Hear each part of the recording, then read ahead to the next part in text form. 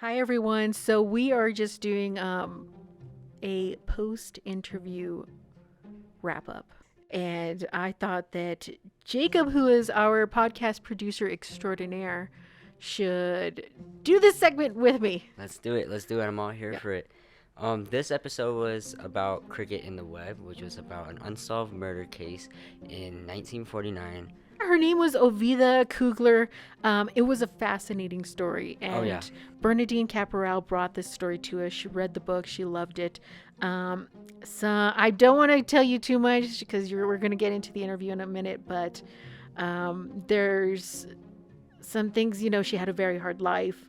She was 18 when she passed away. We talk about who may have murdered her. Sheriff Apodaca, an NFL player, politicians from Santa Fe, gambling, a young man who was falsely accused, a sheriff's officer who does the right thing.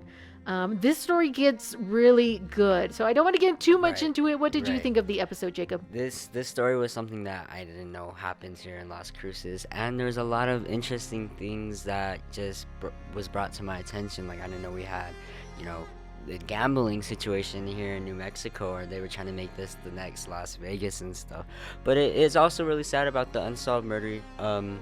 And with just the events of what happened and what led to that night. But we also talk about in the episode how her death, even though it's still an unsolved murder. It uncovered a lot of stuff that Absolutely, her death was not in vain, and so we get Right. into that a little bit. And so, yeah, I hope that you enjoy this episode, and let's go ahead and jump right into the episode. Welcome, I'm Caroline Zamora, the Chief Deputy County Clerk. And I'm Communications Coordinator Cynthia Mendoza. We're the host of Preserving History and Democracy, a podcast dedicated to the fascinating history of Doña Ana County and Doña Ana County elections. And we'll also be highlighting the work of other Doña Ana County departments. This is the Preserving History and Democracy podcast.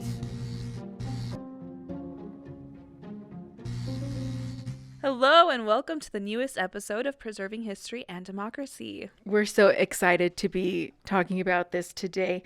Today's episode is a fun one. It's kind of sad also, but Yeah. it's about an unsolved murder that happened here in Las Cruces. But before I jump into that too much, what do you guys think of the new setup? I like it. It's very casual. I love it. It I seems feel like I'm more- on a talk show. It's less interviewee, more like just we're having Yeah. a conversation, I agree. So we're in my Sister. office today. And so we're just, I'm liking this new setup. Me too. We're going to play with it a little bit more, plan for what happens when we have more guests. But I really like the setup. Like you said, Bern, it's more comfy. I feel like we're able to have a conversation together. And so thank you for rolling with the punches, especially Jacob. He's been setting up and moving stuff around. And so was Cynthia. But it all worked out. So I'm excited about this. So let's go ahead and jump into the episode.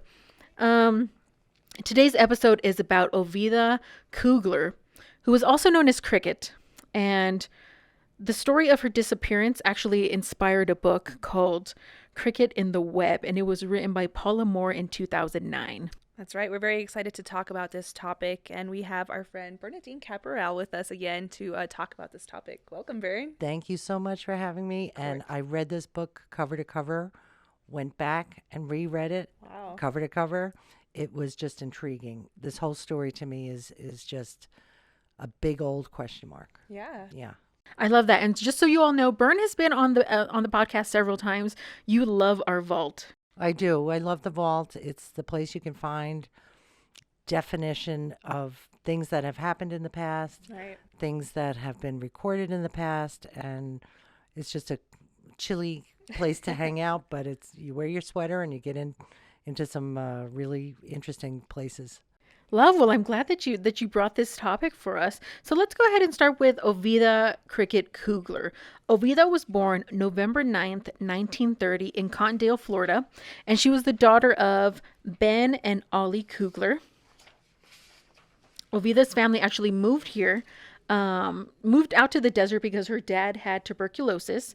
Unfortunately, he did die from tuberculosis, which left Ovida's mom, Mrs. Coogler, with a pair of twins, Ovida and Willie, and two other daughters. So in order for them to make ends meet, poor Ovida, I'm sure, had a very difficult life. She had to drop out of school and she began waitressing. Okay, and in the vault, we found that some of these were able to be traced to family documents and records, and including one deed of Mrs. Coogler's name for the house where she and Cricket and their family grew up. Now, Mrs. Coogler did remarry, and the Cricket's twin, Willie, ended up purchasing the home.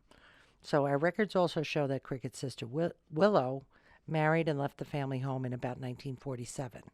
That's right. So I like going to the vault because I find out things like these are just regular family people. Yeah. These are just, the points in their life that we have recorded, or when they bought their house, when they got married.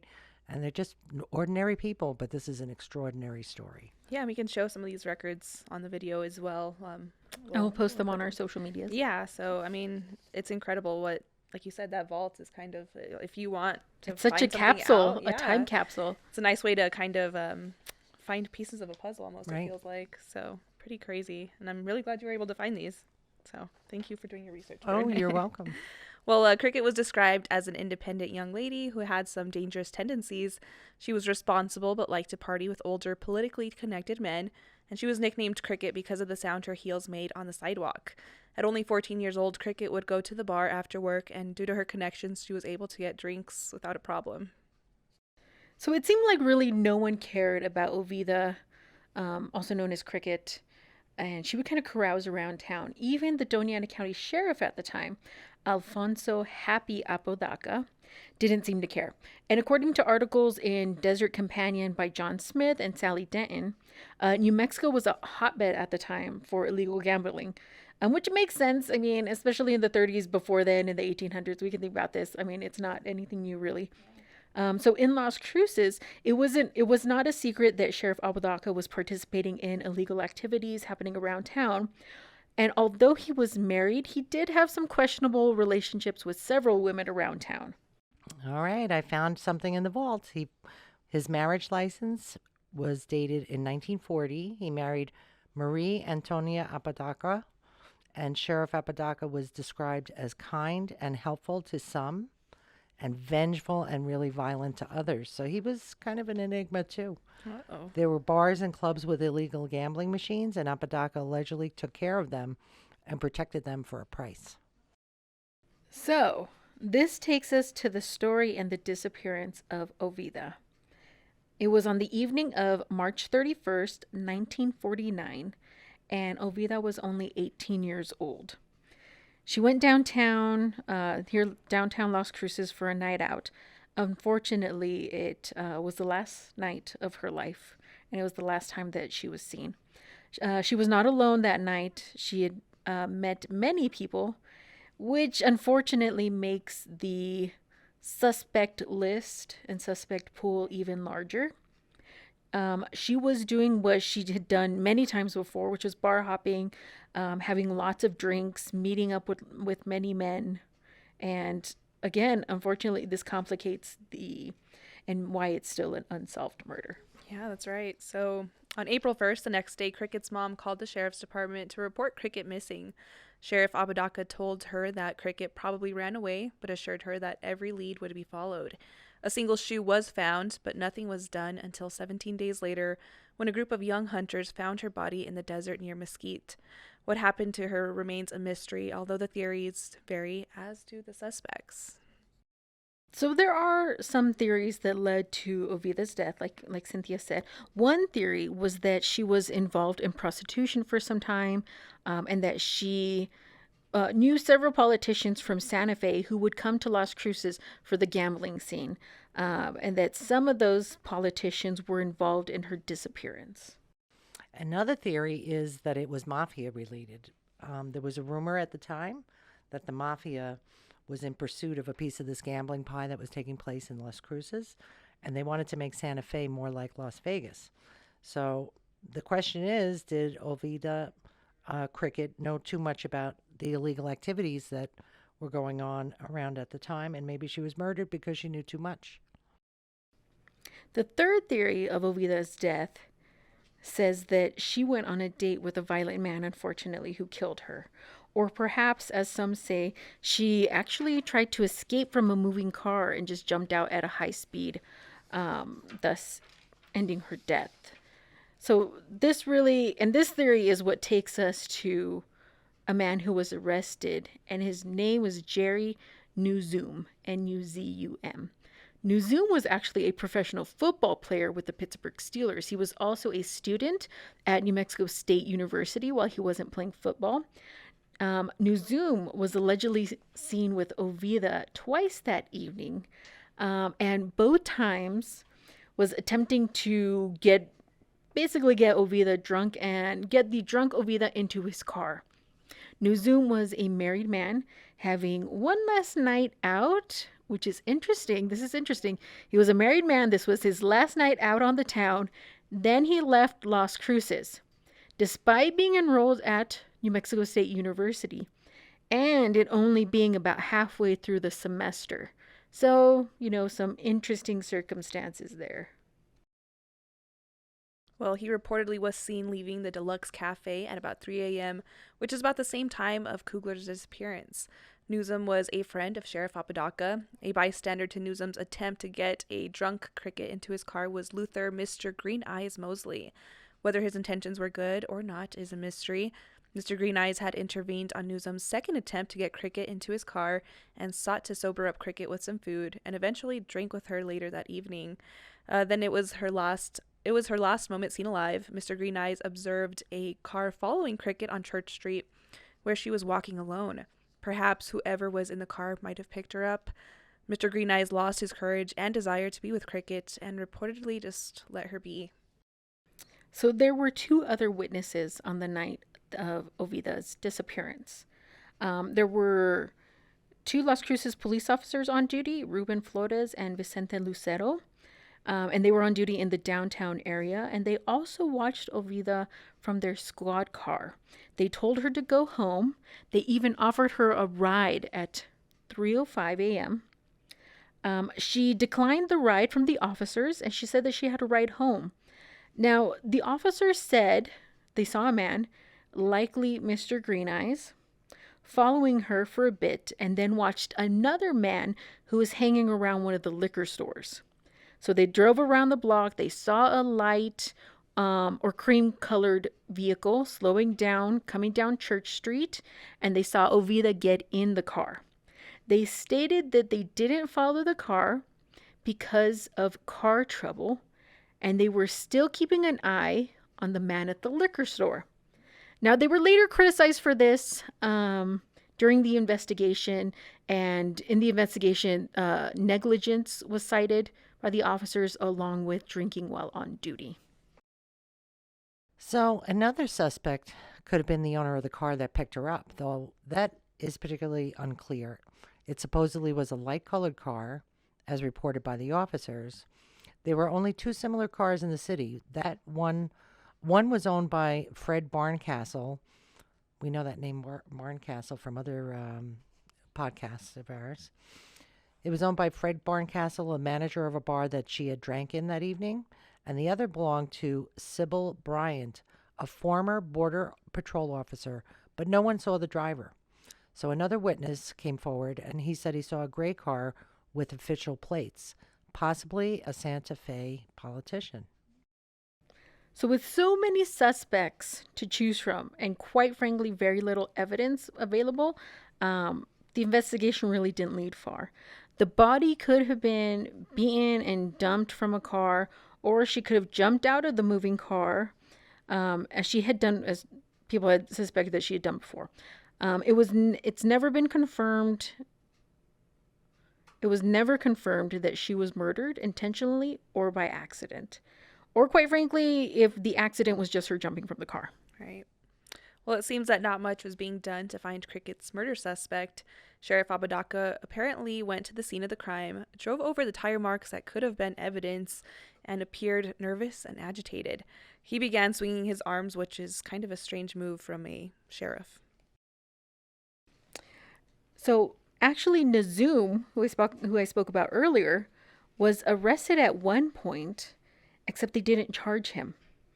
They called it a voluntary arrest, which brought about a call for a grand jury petition, mostly signed by students from New Mexico State University. He declared his innocence and was Of course, he was held without being charged. His car was inspected. There was no blood or DNA. And of course, at the time, forensic science and technology was not what it is today. And it was just a different time. So I'm sure if this had happened today, it might have been a different story. Well, we still have yet another suspect. This man was named Wesley Bird. He was a young African American man who was arrested on a minor charge. Now, as a black man who openly flirted with Cricket as she waitressed, he was a victim of severe torture by law enforcement, including Sheriff Apodaca, with the intent of producing a confession. There was later a trial where he found justice for being tortured. Later in 1951, that trial took place. And of course, now we know so much about, forced confessions and things like that.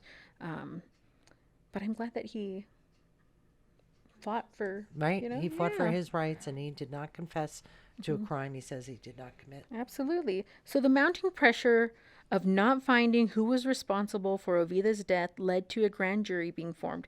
Many suspects were questioned, cars were inspected, and a dry cleaner was questioned about Ovida's clothing condition. It seemed that the questions and answers brought the jury no closer to finding an answer about her disappearance and death. However, this did shed light on the extent of illegal activity happening in Las Cruces, payoffs, alliances among politicians and law enforcement. In fact, during the investigation, large deposits were found in Sheriff Apodaca's bank that were well beyond the pay of a sheriff that he could not explain. Wow. Well, now that we know this story, what do you guys think of? Who do you think might have done it? I am partial to the sheriff doing it. He Yeah. he apparently had a violent streak in him, and that's just a gut feeling of mine. Yeah. But he had a lot of reason to be okay with her out drinking if she was a connection to the gambling world that he was covering for in the city of Las Cruces. So I just have a gut feeling it was him. If it wasn't him, he certainly knew about it. Right. If it wasn't him who I actually agree. killed her, he Yeah. knew Who what did it? was going on. I agree. Yeah. I don't know. I think my instinct tells me it was Newsom. And like, since they were friends, him and Sheriff Apodaca, he covered up for him. And I think if people would have found out it was Newsom and found out he was kind of involved with it, it would have opened Pandora's box of everything that was happening, all these illegal activities that they were involved in. So I think he covered up for Newsom. And So I agree. I feel like it's Yeah. more Newsom, but I feel like Sheriff knew everything that was going Right. on. And Newsom, like, you don't just get married and leave university halfway Yeah. through the semester. sketchy. You like literally like the next day. Right. Just that points just to guilt in my world. In my opinion. And so I feel like that's what's going on. Mhm. What you all just told me, Bern, is this poor thing, Ovida, is buried next to Sheriff Apodaca. Yes. Yep, that's right. Oh, being Very tortured in close. death. Yep. Very close in the same cemetery, just walking distance away from his grave. And it is very sad. It is very sad that the She had so much life. She was only 18. yeah. She had so much life ahead of her. And I think of her at 14 years old, waitressing, trying to Yeah. support a family and getting hooked into this world in some kind of way, and the price she paid dearly. A lot of stuff I was reading too said that she was just a hopeless romantic, so maybe she thought the affection from these high political men were, like maybe she confused it for love, unfortunately. So I just think that's how she got kind of hooked into this That's very true. I sad also feel world. like maybe she just didn't, being so young, she had to enter this world and become an adult so early. Right. She just didn't know any other life, Yeah. and it was a very different time. You think about it, this was the 40s and 50s. Yeah. It's not like you could turn on TV. I mean, you could, but Yeah. we did not have the world at our fingertips like we do now. Right. Absolutely. And you weren't exposed to different ways of life. Right. Yeah, I just feel bad for a 14-year-old having to be a caregiver and help bring in income for your family. She must have had such a hard life. Yeah. Seriously. Had to Hard drop and out at short 14. life. Hard and Yeah. short life, yeah. I don't know. Just it's a sad story all around, and I really wish they would have found who it was and given her some peace. But, unfortunately, I think everything was just covered up so well that we'll never find out, maybe. Right. So Right. I sad. did find in the vault Uh-huh. her actual, the death report. Okay. Yeah, Coroner's report. the coroner's report. Okay. Thank you. The coroner's report, which is amazing that, we have our hands on that. Did Yeah. it give a As cause well. of death? No, it did not. Interesting. No, They it did still not. didn't. Nope. They Yeah. made no promises as to what she died of and what she, no clue as to who could have perpetrated that Yeah. then, you know. It's interesting that the coroner's report, see, in my head, it's like, okay, did Sheriff Apodaca have anything to do with that? Yeah. Also, for the coroner not to list a cause of death, like why it wasn't a snapped neck, it wasn't like being strangled, like what actually caused the death? Right. I'm very surprised that they Right. didn't put any reason. No, on we'll there. put that on the website as well. Yeah. Yeah. So definitely. we'll Yeah. put some pictures of all these documents. Handwritten document from that time period it's amazing. We have such So much. amazing things here. Yeah. Yeah. Was this also Sandman Roy? Was this anything related to? Sandman Roy was another officer that was Okay. pretty Involved. not involved. He stood up to a lot of Really? these Okay. issues, and he was there when Wesley Byrd, the young African American, was being assaulted. Wow. And tortured and tried to tortured get a and- confession out of him. Exactly, he was there, and he ended up testifying against the officers. He told them what had actually happened.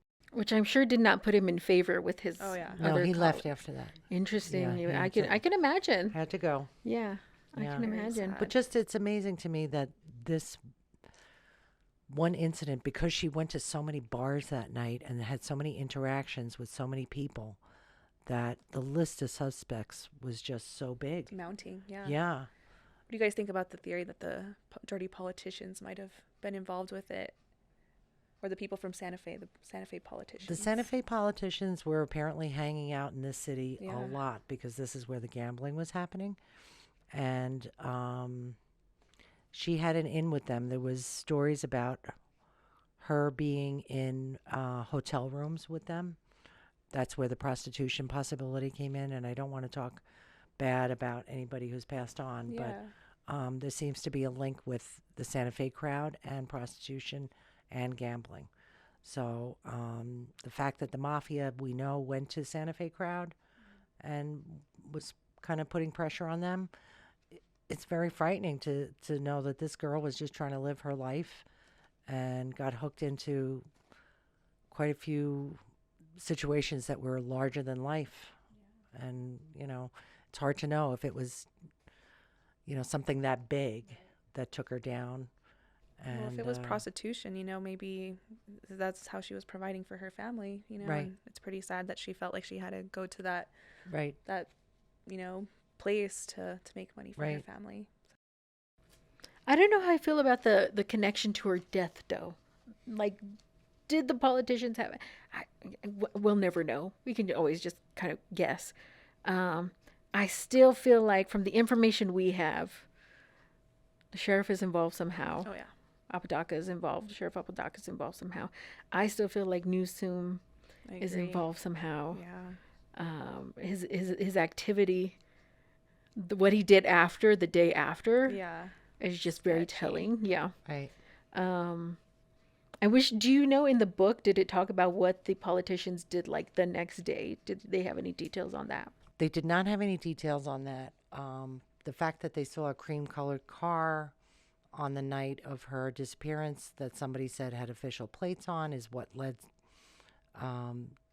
to the possibility that the Santa Fe crowd was. And she hung out with them before. It wasn't a new thing. She had hung out with them many times in the city of Las Cruces. But it's all question marks. I mean, everybody could be the suspect. Every single one of them.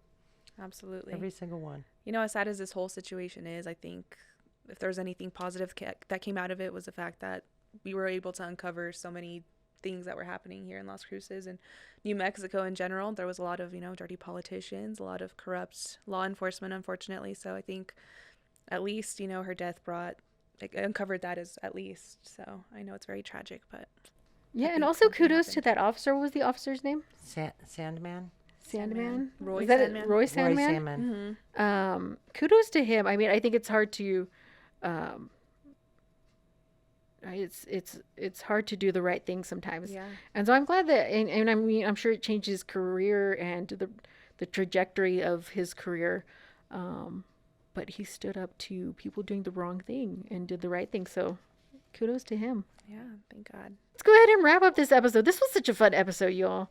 This It was a good was. one. I'm glad you brought this one to us, Bern. This is a great story to me. Yeah. It just was It's fascinating. on the edge of my seat. I couldn't put the book down. Yeah.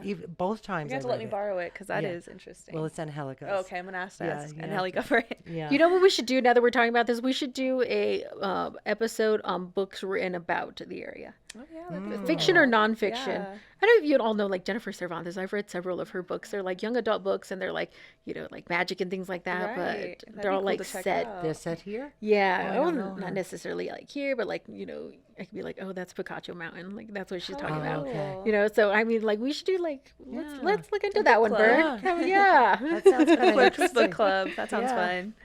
fun. Well, the important thing I wanted to make sure everybody knew that even though they didn't find anybody responsible for her death, they broke up so many of the illegal rings. Yeah. They brought 58 indictments to Right. 25 people. Wow. So, if her death was not in vain is what I'm trying to say. Yeah, absolutely. She forced the cleanup of a lot of the dirty politics and things going on here. Can you imagine if maybe this death never uncovered that? Las Right. Cruces would be a very different place, and I think New Mexico in general would be a very different place if the mafia was able to get Right. Las Cruces to be like the next Right. Las Vegas. That would have been Right? pretty scary, honestly. Bern, do you know what happened to the sheriff after?